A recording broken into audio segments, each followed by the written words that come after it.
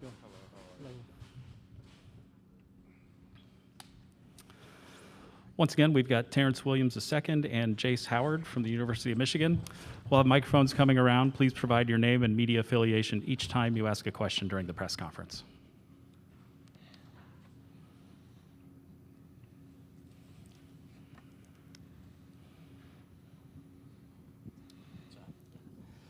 Chris Ballas with the Wolverine.com on 3. Terrance, just talk about yesterday and what you saw from the team in responding the way they did with Devontae out. I think we played very well in the second half. We played more connected than we did in the first half. I know we got down, I think it was 15, and I think we played with some resilience in the second half without Devontae because like, let's do it for our brothers so we could get here and maybe play tomorrow. So I think we just bonded together in the second half. We made a run and came out with the win.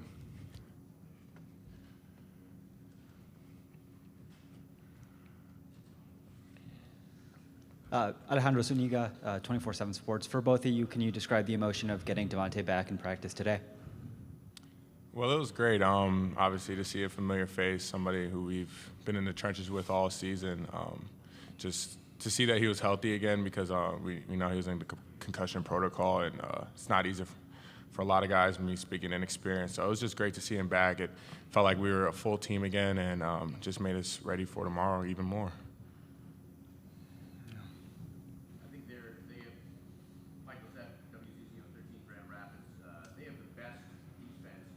SEC. They average about 9 steals a game. How important is obviously point guard play and overall ball control with them when they're so good at creating turnovers in this game?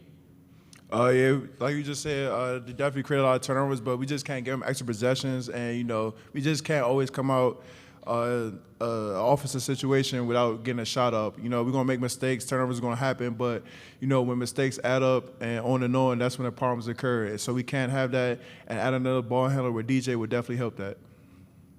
Yeah, Devontae and most of our guards, like the stability on offense comes from the guards. So just to have them back, we know we're going to be a sound team defensively, sound team offensively, and it just adds to what I feel like our momentum going into this game is. So it's good for that, yeah.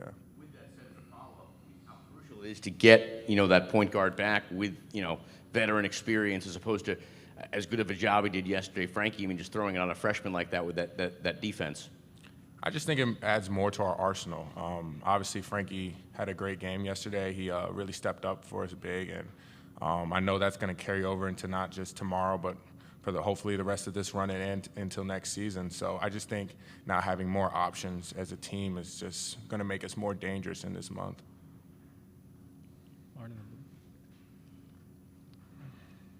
Andrew Kahn, M Live. Jace, this is for you about your brother and his recruitment. I know Tennessee was very much involved there. Is there anything you can share about if you helped him out or anything, or just your connection with Tennessee and Rick Barnes, if there is one? I don't personally have a connection with him, but I know Jet's excited for this game. I talked to him yesterday. He congratulated us on the win, and I know obviously he was very close to choosing them over us. So this is it's a revenge game for me personally, us too, and yeah, I just think it makes days like tomorrow even more exciting. But yeah, it's definitely something we're all looking forward to, I would say. For both you guys, Eli Brooks in the second half, it really seemed like he had a lot of hustle plays, work ethic plays. What has he been like this week? Obviously, this is his last tournament run with Michigan.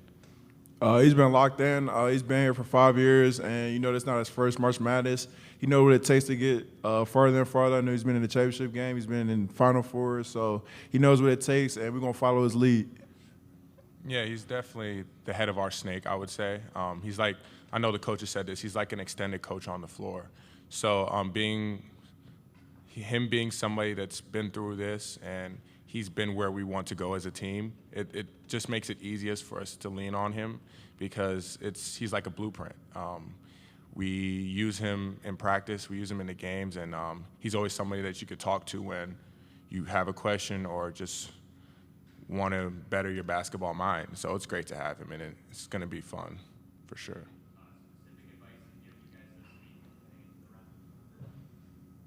Personally, for me, just taking it one game at a time. I mean, that's really the biggest thing at this point of the year. Yeah, staying in the moment. You can't be anywhere else instead of the moment that you're in, so he's very key on that for sure. We have a question on Zoom. Unmute yourself and state your name and affiliation. Hey, this is Chris Heidel from Herbert from Radio in Baltimore, Maryland. I got a question from all three of you guys. What does Tennessee look like? I know you guys play in the Big Ten a lot. Do they look like some team that you see in the Big Ten a lot? They definitely do, like, with their playing style. The guards get out quick. They run it like two guards, and they like to split the floor in transition. That reminds us more of like MSU.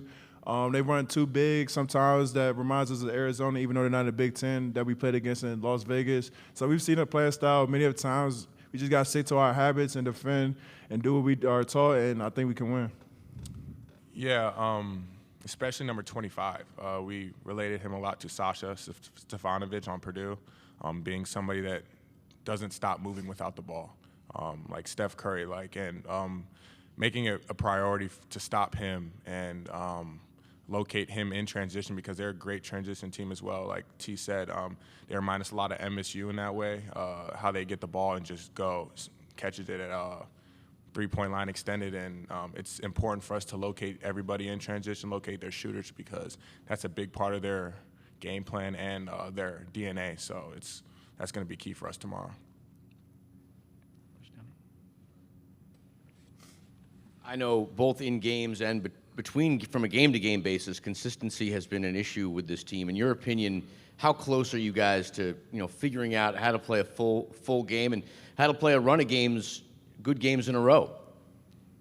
Well, to answer your question, I feel like our consistency is very odd, because we've had games where we had full games that I feel we played pretty well, and games like yesterday where we were second-half team. But the key is you want to make sure we don't put ourselves in that position again, because as fun as it is, as crazy as March is, that luck's going to run out if you keep on putting yourselves in those deep holes in the first half. And we understand that, we're evaluating that, and we are going to, I don't want to say we're going to be on like pins and needles tomorrow, but we're definitely going to come out with a different urge than how we did yesterday, for sure.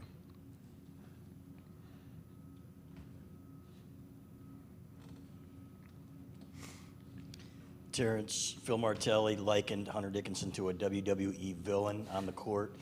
What's he like off the court? You've spent a lot of time with him. You grew up with him. Mm-hmm. Is he similar personality? Off the court, he's very cool and he's funny. Like, he is on the court, he does a lot of funny stuff. But I know when he's on the court, he's locked in. And he just has fun with the game. What comes with that is a lot of trash talking. That's what he does. And he's always been doing that since he was little, since I've been playing with him. So he hasn't changed one bit. But like you said, off the court, he's cool, he's funny. So, I mean, yeah, it just translates on the court, to be honest. We have a question on Zoom. Please unmute and state your name and affiliation. Yeah, Gary Graves from the Associated Press. How much did yesterday really kind of get some of that, I don't want to say relief, for you in getting past that first game, but, how did it feel to kind of rally in a game like that and kind of get focused back to what you all do best? For either one of you. I'd probably say that yesterday that game was a mirror of our season. First half of the season didn't go as how we planned. It made us really dig down deep and decide how bad we wanted to finish out this season, how bad we wanted to meet our goals, and that's just how life is. So I remember saying at halftime, like, this game is going to mirror our season. Coming out in the second half like we did in the second half of the season, we were resilient. We flipped it around, and we gave ourselves the opportunity to be somewhere like how we are today. And I just think that's really good for us moving forward, because now we have something to fight for. Not saying that we didn't before, but it just adds that little juice, and no time better for that than March. So. Bob Winowski from the Detroit News. For either player or both players, everybody talks about Tennessee's defense, their propensity for stealing the ball and everything else. What is particularly daunting about their defense that you have to be wary of? I think it's the guard play. You know, the guards put a lot of ball pressure. They do it like a lot of gambling sometimes, as you could say. So we just got to take care of the ball and just be strong with the ball. We can't just be loose with it, you know, dribbling, whether it's that dribbling or triple threat, you know, just not having it out. And even their bigs, you know, if you get in the paint, you know, they got a couple shot blockers. So those are really the big things that we talked about on defense so far. Yeah, just being offensively sound. Don't let them speed us up. We are at our best when we play our game. And when teams get us out of that, obviously, bad things happen. So it's just being ourselves. Don't let anybody else or any other team get us out of who we are and what we do best. So if we don't let the game or their tempo on defense speed us up, I feel very confident about our play. Andrew Kahn, MLive. I know the regular season didn't exactly go as you guys wanted it to, but now that you're here, you know, do you feel the season, the success of it hinges on keeping going and making a deep run in this tournament, or is that not how you guys view things inside the program? I mean, we had 3 goals in the season. 2 of them we didn't accomplish, but since we are in March Madness, you know, we have another goal to catch. So I feel like if we do get this goal, I mean, that's one of the goals, and it's a big one too. So I feel like we are playing for a season. We're playing as hard as we can. Not saying we wasn't throughout the year, but, you know, now we're extra locked in, especially with March Madness, so we would take it one game at a time. Yeah, it's the beauty of March. There's you could always make your season memorable in March when how well you do, and I feel like that's a great opportunity for us because we feel like we deserve it. We feel like we are good enough to do big things this month. So I just think it's just a great opportunity for us, and regardless of what happened in the past, I feel like we as a team are using that now as pretty much fuel and taking what we learned in those bad situations and applying it now. There's no better time to do that. So, yeah. Any other questions? Oh, right there. Jack Kingsley, Michigan Daily. You guys have alternated wins and losses for over a month now, but at this point in the season, your next loss is your last. So I guess what makes you guys confident that tomorrow is the day where you buck that trend? We got no other choice. So I remember there was some jokes about. I remember Hunter this morning was saying we should play the managers, and so we can get the run, get the loss out the way. But that's Hunter for you. But yeah, I think this every second is vital, and it could be your last game. So we have no choice to do that. It's we have to win, and we owe it to ourselves, and we owe it to our fans. We owe it to the people that are behind the scenes, like our managers, the director, basketball ops, from top to bottom. And there's no better way to do it than now. So, yeah. Okay. Good luck tomorrow, gentlemen. Thank you. Thank you, guys. We'll have Coach Juwan Howard up momentarily.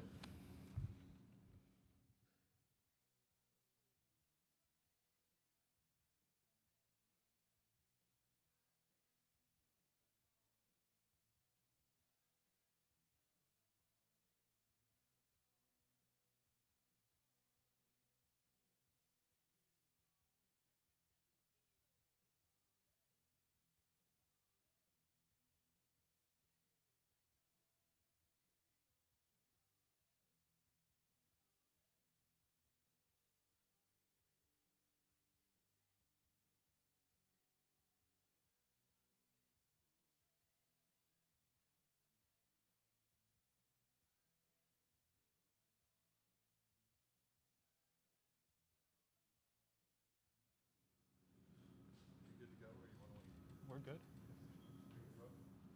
We good? Yeah, let's do it.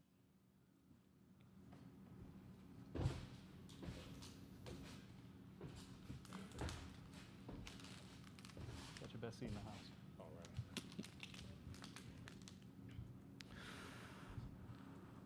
Welcome, Coach Juwan Howard from the University of Michigan. Once again, raise your hand if you wish to ask a question, and please state your name and affiliation each time you ask a question. Right here. Yeah, hey, Coach. Gentry Estes, Tennessean. I noticed Jalen being at the game yesterday as you were leaving the court. Y'all shared and embraced for a while. I'm just curious what you can tell us about what was said and just how much that meant to you in the moment. You really don't know me, right?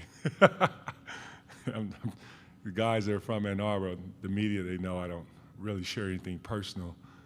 I feel that I always keep that in-house, but it was just great to see Jalen.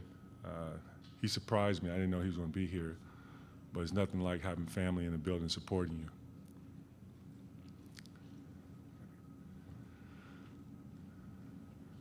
Michael said WZZM 13 Grand Rapids. You guys, it's been a while from a win streak. Obviously, you've had moments in games where you play good, you struggle. In your opinion, how close are you guys to putting all the pieces together and just really, gearing up for something special here?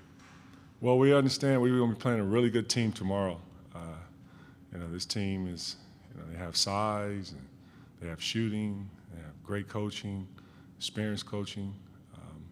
Our key is just try to be ready from start to finish, play a competitive game because that's the type of game we're expecting to play Michigan basketball.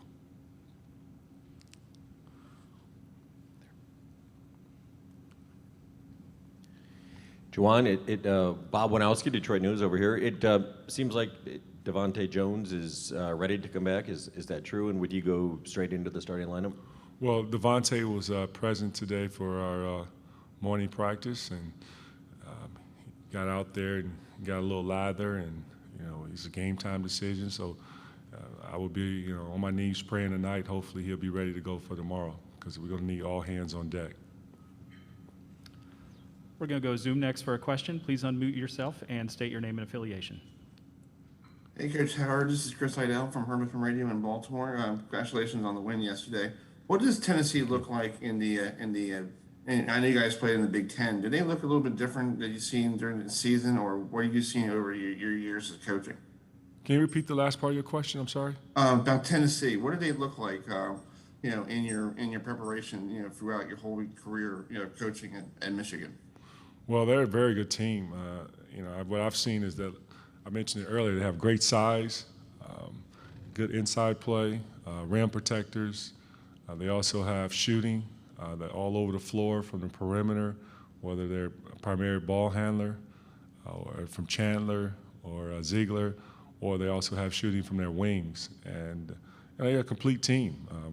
Great coach who's, as we all know, have had a lot of great success in college basketball over his years in different programs. They play in a tough conference, which is the SEC. They face, teams like Kentucky and many others. I'm expecting it's going to be a very competitive game tomorrow. But yes, in the Big Ten, we've had a lot of, competitive teams that we've faced that are pretty good too. That it would be nothing new to us when it comes to, facing size and facing shooting. But at the end of the day, we just got to make sure when we get out there, it's still basketball. It's still basketball. The ball is still orange and it's still round. Back right there. Michael Cohen with the Detroit Free Press. Juwan, I think Villanova is the only team this year that played Tennessee and had fewer than 10 turnovers in a game. What is it that Tennessee does so well to consistently force opponents to make mistakes? Well, defensively, they throw a lot of different coverages at you. Sometimes they will put two to the ball and blitz. There are times when they have a soft blitz. There are moments when they put bigs in a drop coverage.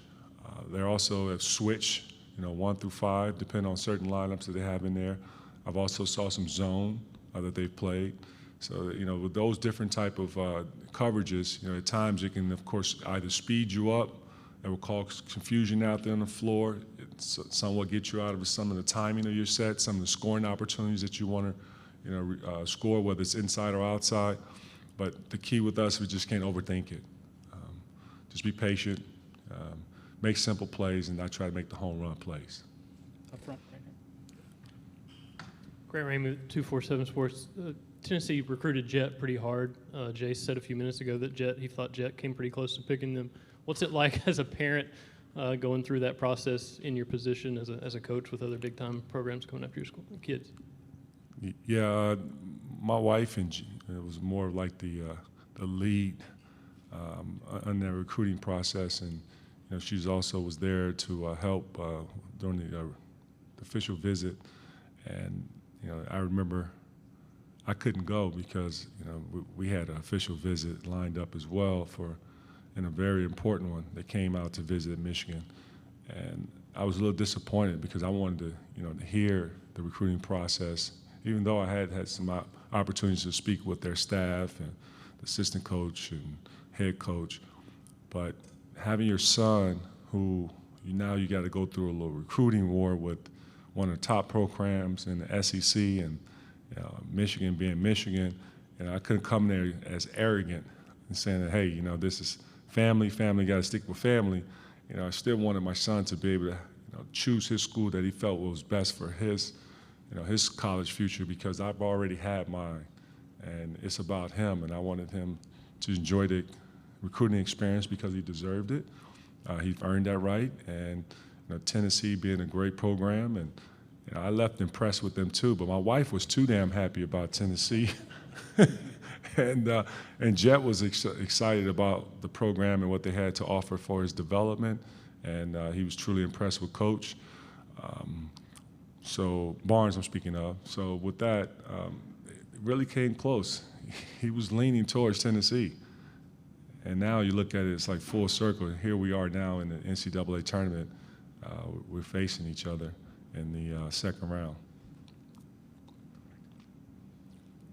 Andrew Kahn, M Live. Kind of a similar question, but just so I don't write it wrong. Like, were you ever concerned that Jet would choose there, or is that not the right word? Because you. No, that is the right word. Okay. I was concerned. I was. So I had to ramp up my recruiting, and not saying we did not give him the same. Not saying we did not give Jet the same recruiting experience that we would give other, prospects, but now I can speak of Jet. I won't get an NCAA violation, but that's still my family. That's my son. That's my blood. And with that, I kind of slightly threw that in my recruiting. No, I'm just joking. But yeah, I did get concerned. I really did. You said you couldn't go on the official visit, but if you could speak to the interaction you did have with Rick Barnes and kind of what relationship, if any, you've built with him. Yeah, I left impressed with the man, because I watched him from afar, and I've seen his success and how he's turned around programs and things over at Texas, and how they play some fun, exciting basketball, always stay competitive. I watched him very closely, because at times when Texas basketball, when Coach Barnes was there as the head coach, I was playing for the Houston Rockets, and there were 3 years in a row where we had our training camp at UT. So I was familiar with Coach Barnes. And then get a chance to talk to him and get to understand the man and being a family man. Also hear about a program and how he's helped develop, a lot of these guys who've had success in the NBA now, like Kevin Durant and P.J. Tucker and T.J. Ford, excuse me. He's had a lot of success in every program that he's been involved in.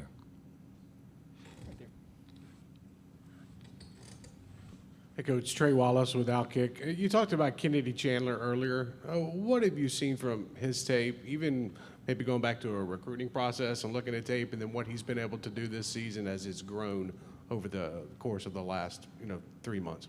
Yes, Kennedy is one special player, one of the best point guards in college basketball, in my opinion. The way how he's able to make an immediate impact right out of high school into the college level, that's pretty impressive. But it also says a lot about the coaching staff and his development and putting him in the positions to help lead the team to where they are today. Looked at his shooting. His shooting has gotten better. Kennedy's shooting like 40+% from three. He's always was known as a playmaker, a guy that can get downhill and athletic, and also a guy that can make plays for others. But never talked about his shooting, and you just see how he's worked on it, and that's one of his strengths. He's also a high IQ player. Has the same face. I always call it the Kawhi Leonard and the Tim Duncan face, where he never can see a young man gets a little rattled or frustrated from what I've noticed. And I've always been impressed with how, he's always mentally stable when things are going good or bad. Take a question off Zoom. Please unmute yourself and state your name and affiliation. Hey, Juwan, Chris Burmester from TSN up in Canada. Just wanted to talk to you about Caleb Houston. He seemed to have a couple key threes yesterday. Just wondering if you could talk a little bit about that and what you're hoping he can carry to tomorrow for you as well. Yeah, Caleb, he's been great for us all season, and a freshman that stepped right in and earned his starting position, and loves to be coached, and he's getting better and better. I see great things happen for him with the game of basketball while he's here at Michigan, and also when he goes on and hopefully play on the NBA level, which I think he has a chance to. But in the second half, he made some really good plays and also some big shots that we needed that keyed our run. Sprinting in transition, which he's worked on all year, being able to stop, on balance and shoot a three with a hand that's flying at you, that's not easy.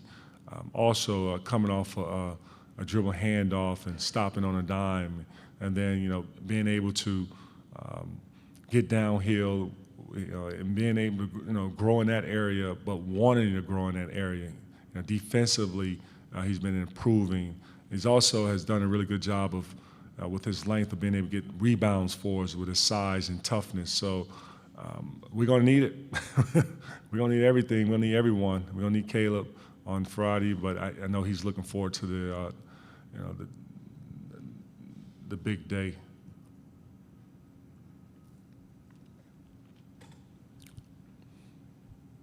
Mike Wilson, Knoxville News Sentinel.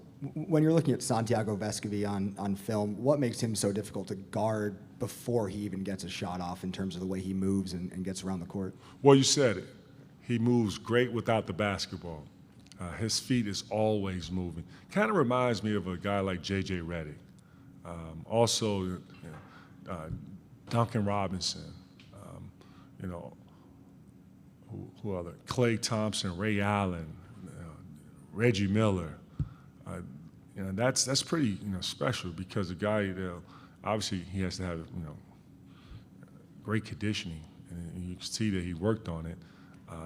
But then to be able to read where how the defense is playing, and whether they're locking and trailing, how to curl it, or if a guy shoot the gap, how to step back and shoot the jumper.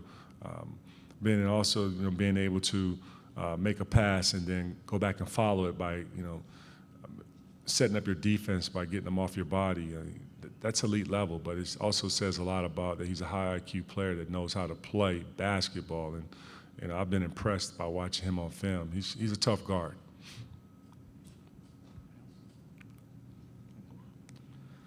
Thank you, Coach. Good luck tomorrow.